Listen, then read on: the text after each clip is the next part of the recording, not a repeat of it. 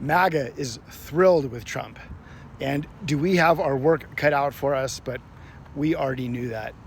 I just finished lunch in Tucson, and I was not trying to listen in, but there was this older lady speaking, and I could hear her, and I know she's 80 because she said she's just had her 80th birthday.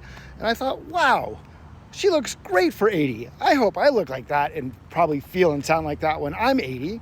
And then I'm eating, and then I hear her say, my grandson works at the Smithsonian, and you know how woke it is.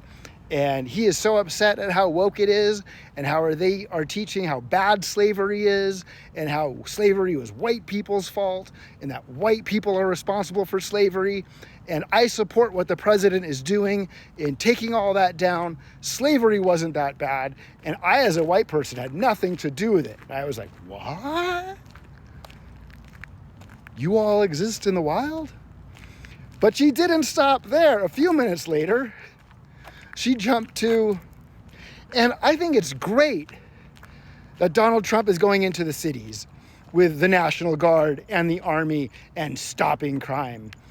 And then she reflected for a second and she said, well, maybe not all the cities, but you know, at least Washington, D.C., because it's the nation's capital and those people don't count. What?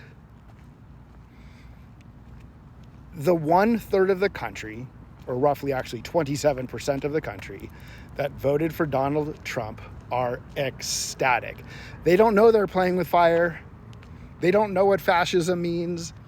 They don't know that one day that her grandson could just say the not exact right words in the Smithsonian and he could get in trouble. Or someone who just doesn't like him could make up a story about her grandson. And you know, the next thing, he's in the gulag. And maybe even 80-year-old grandmothers in the gulag. I'm sorry, we call them detention centers. You know, the concentration camps that Trump and MAGA and Republicans are building in this country.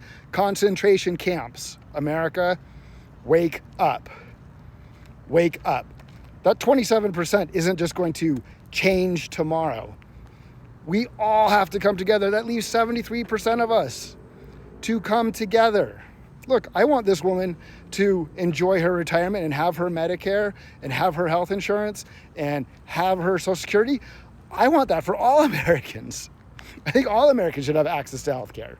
I think all Americans should have access to minimum payments. That's what we need to build. We're probably not going to build it with them. Or are we? How so? The challenge is, if we don't participate, these people will continue to take our power. No fear, only love.